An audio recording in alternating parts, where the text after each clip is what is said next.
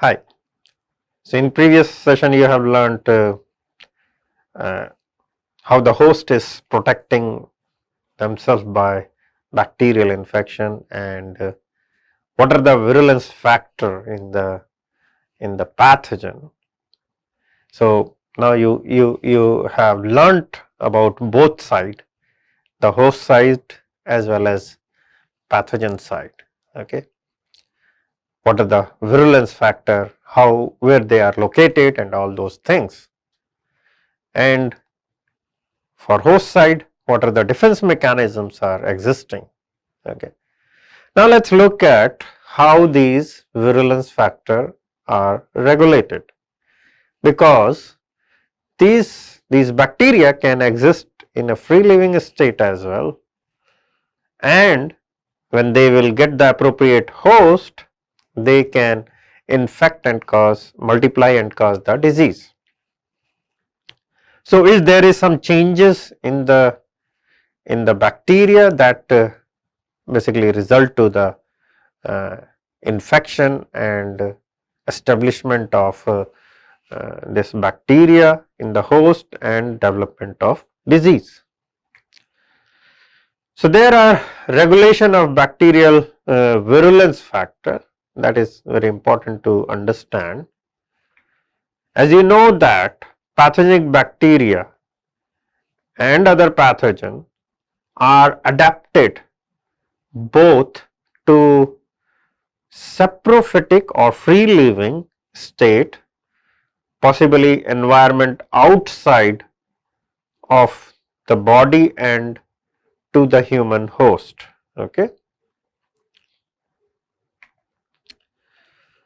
So they have evolved a very complex signaling system to regulate the genes important for virulence. So when they are present as a free living, they need not to waste their energy to make the virulence factor. Okay. So when they come in contact with the host, it could be a human or animal, then these bacteria need to trigger the synthesis of virulence factor. So if you see very grossly, you can understand that environmental signal often control the expression of virulence gene.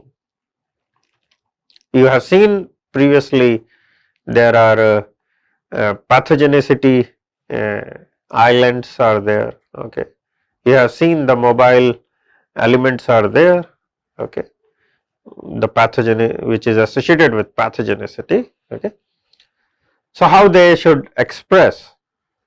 So here the most important thing is that these bacteria senses the environment. Okay. So this environmental signal is most important to control the expression of these virulence factor. And what is this environmental thing? So common signal is could be the temperature.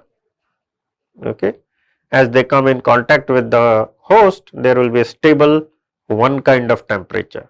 Okay. That may be a trigger point that trigger the expression of virulence factor. It could be the availability of iron, okay, osmolarity, as this is very strict in case of the host, growth phases, another is pH, need of a specific ion such as calcium ion or nutrient factor. Try to understand, in free living state it is not nutrient rich state. So when they will come in contact with the host, it is a nutrient rich state, and probably at that time they trigger the synthesis of virulence factor. Okay. The virulence factor of, here I am giving one example, virulence factor of Vibrio cholerae are regulated on multiple level and by many environmental factors. Okay.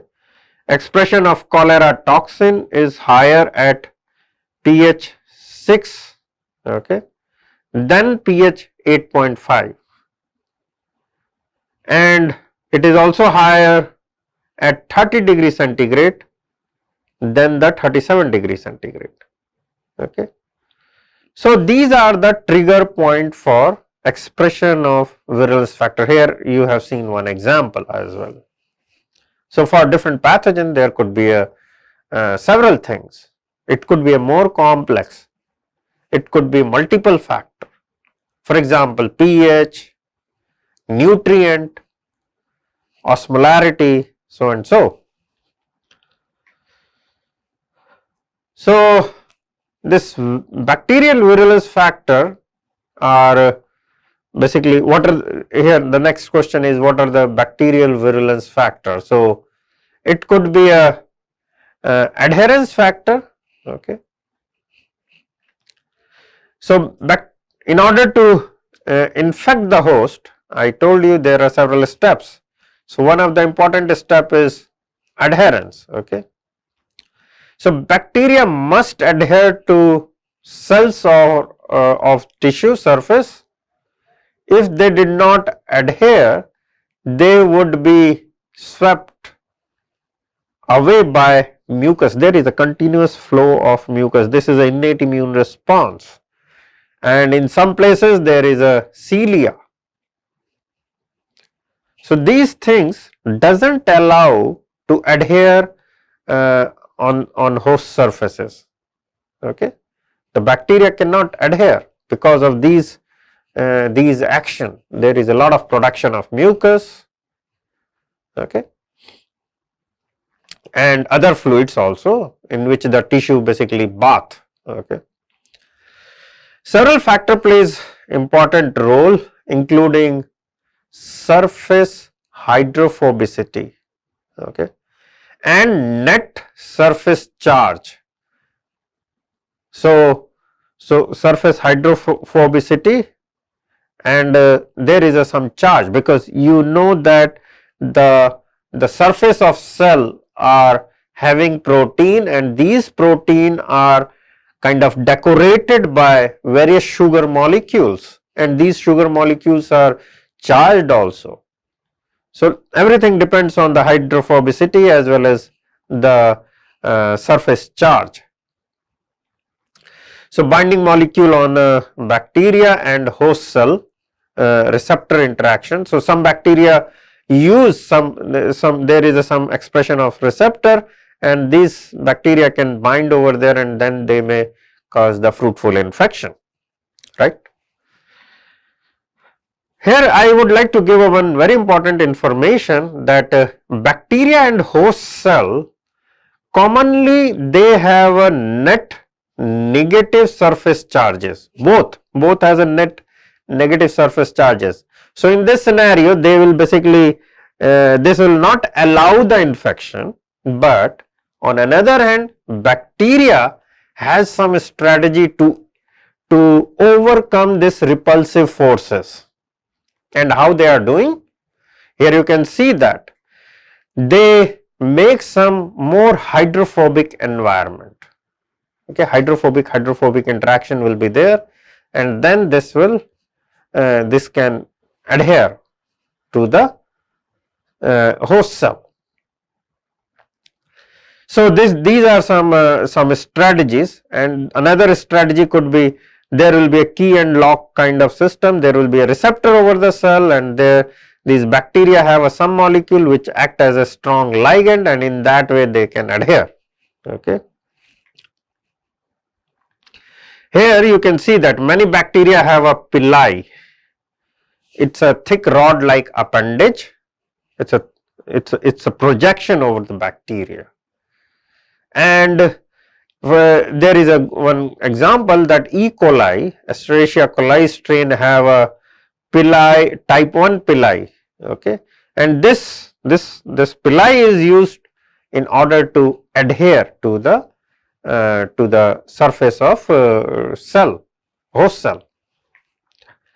There is some short hair like structures are also there, some bacteria, which we call it as a fimbriae, and this hair like structure is extended from the bacterial cell surfaces, and basically it mediate or facilitate the adherence of the bacteria to the host cell.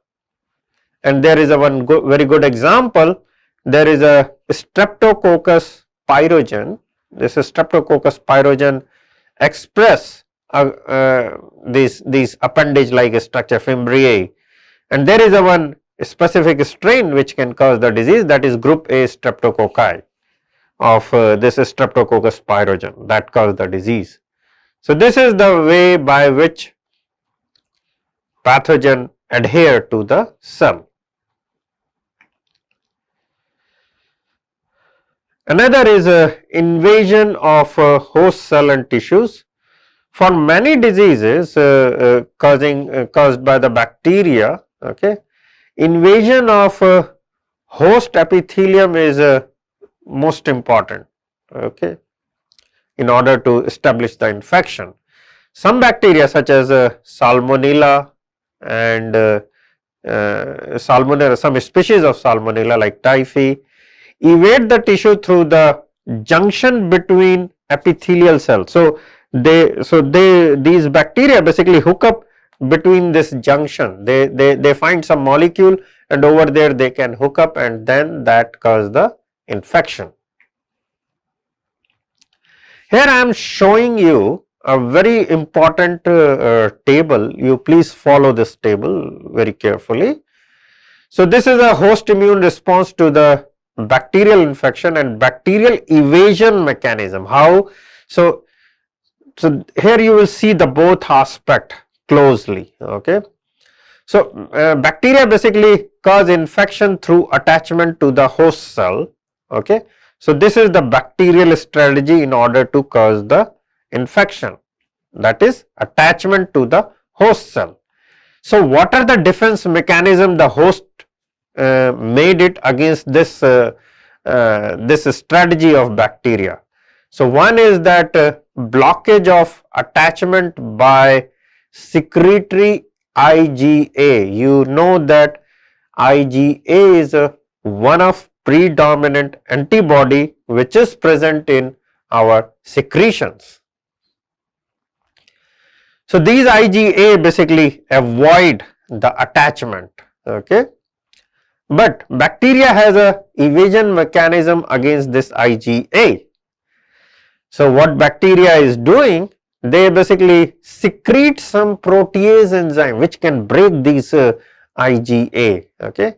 And there is a one very good example like Neisseria meningitidis, Neisseria gonorrhea, Haemophilus influenzae, okay.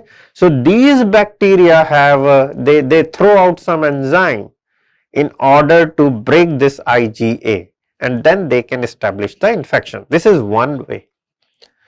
Another is there is a antigenic variation in attachment structure, that is pili, for example of Neisseria gonorrhea, okay. They make the changes in this protein, okay, the proteins which is involved in making this pili. So once they make the changes, they can evade the antibody mediated response, and in that way they can very easily hook up to the host cell. Another way is to establish the infection is proliferation, okay. So once they will attach, then they need to proliferate very quickly in bigger number. So what is the host defense against this proliferation thing? The most important host defense is phagocytosis. They will eat up those proliferating bacteria, and this phagocytosis is further facilitated by the antibody mediated opsonization, complement C3b coated or mediated opsonization. So these are the strategy by which host overcome this proliferation. So how the pathogen is evading this this phagocytosis? So they make some surface structure or something which is made of a polysaccharide capsule. Okay. They make some M protein. Okay. They also make a fibrin coat. Okay. And that inhibit the phagocytosis. They escape from the phagocytosis. There is a mechanism for surviving within the phagocytic cells. The one of best example is Mycobacterium tuberculosis. Okay, these pathogens are phagocytosed, but they will survive. They release some molecule which will inactivate all those arsenals which is produced in the endosome or endolysosome or phagolysosome. They inactivate like ROS, RNS, hydrolytic enzymes, so on and so. Some bacteria have induction of apoptosis of macrophages like Shigella flexonaria. They trigger the apoptosis of these cells. Okay. Another is this complement mediated lysis and localized inflammatory response. This is a protective response against the proliferating bacteria. So there is a generalized resistance of gram positive bacteria to complement mediated lysis. Okay. There is a insertion of membrane attack complex prevented by long side chain of chain in cell wall. Okay. LPS. This is particularly in case of gram negative bacteria.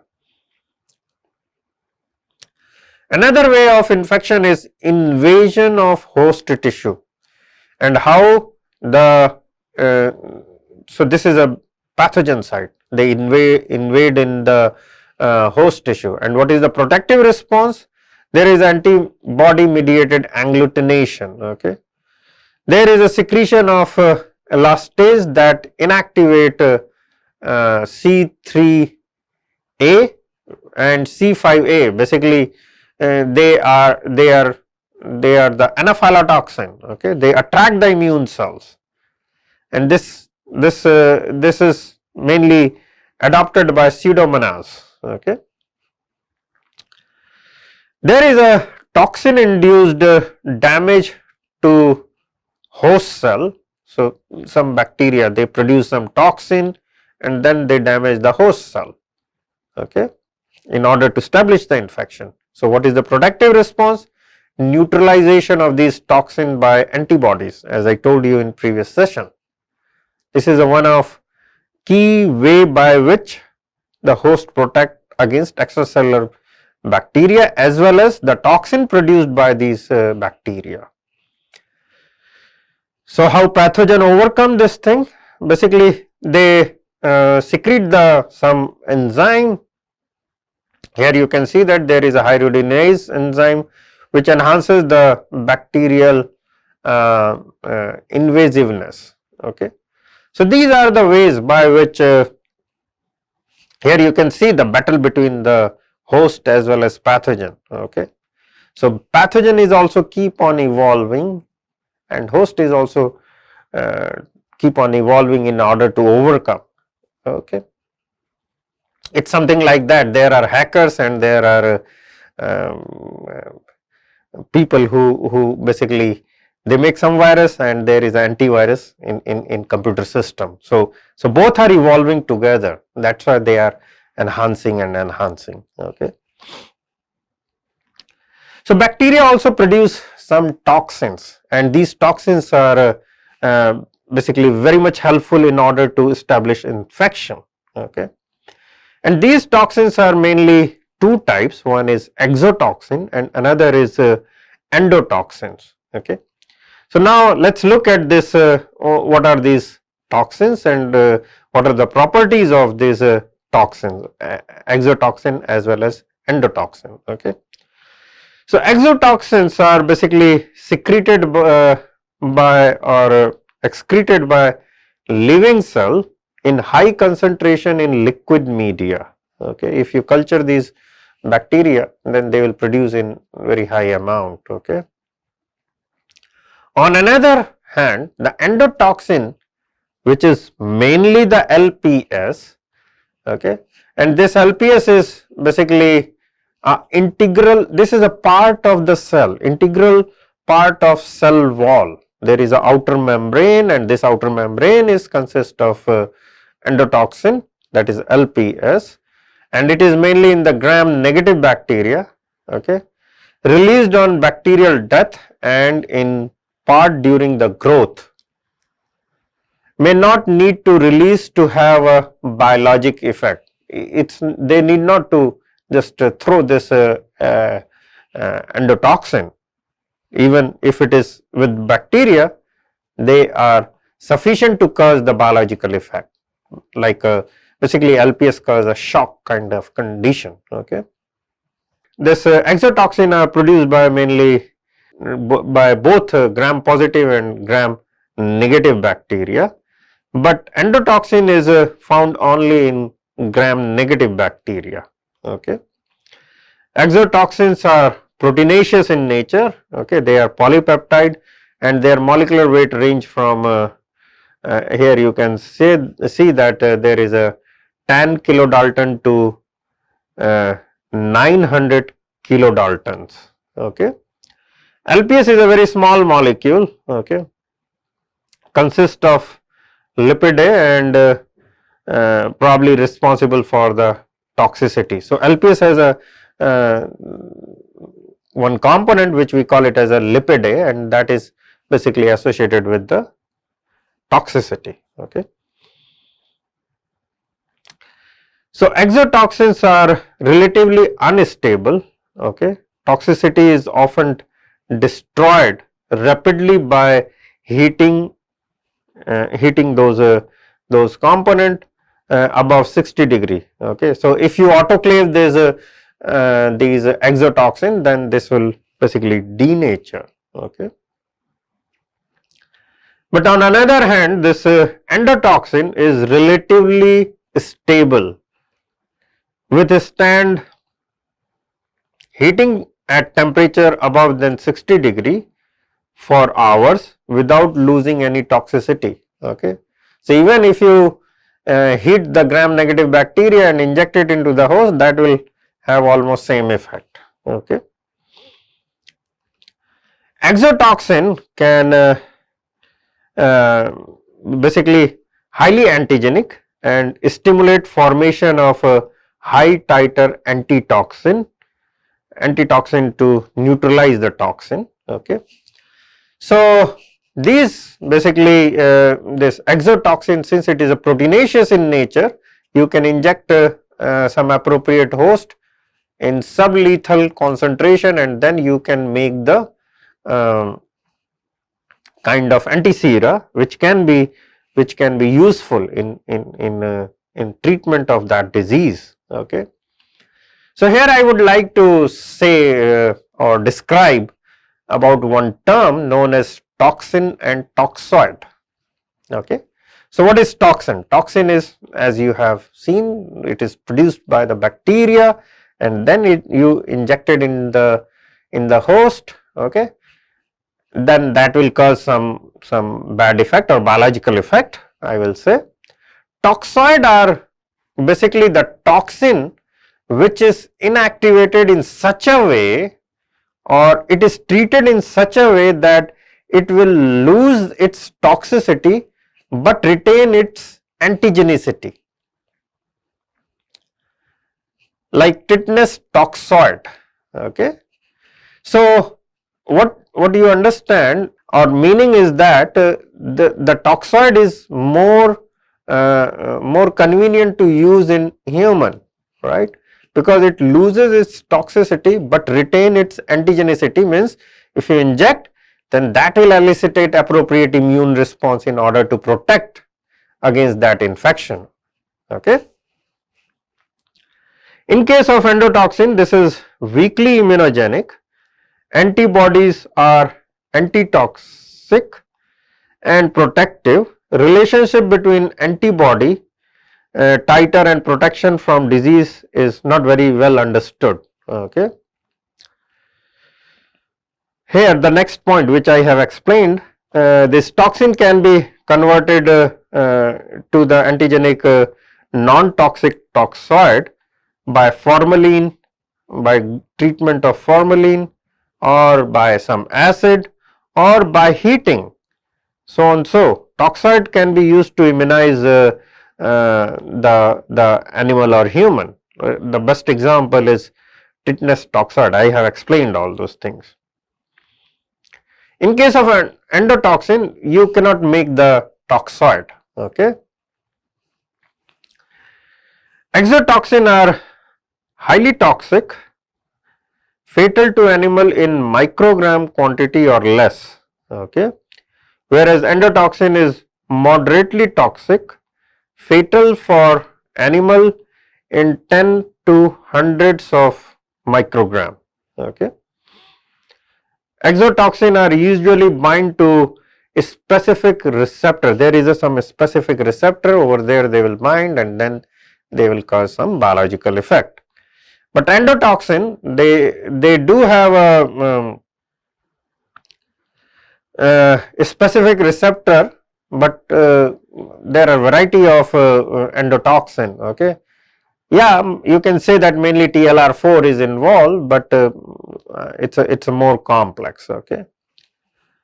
Usually this exotoxin usually do not produce fever in the host, but endotoxin usually produce fever in the host by release of IL-1 family cytokine and other mediators, other inflammatory mediators, right.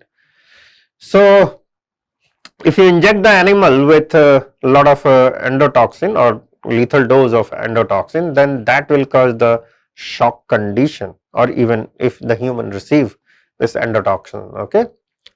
We call it as a shock condition, that is basically characterized by hypoglycemia, hypotension. Okay. So these are, and there is a weak pulses, cardiac output is also changed significantly. Okay. So this is the effect of endotoxin. Okay. Frequently controlled by extra chromosomal gene, the expression of this exotoxin such as plasmid, synthesized directly by chromosomal gene in case of endotoxin. Okay. So this is all about the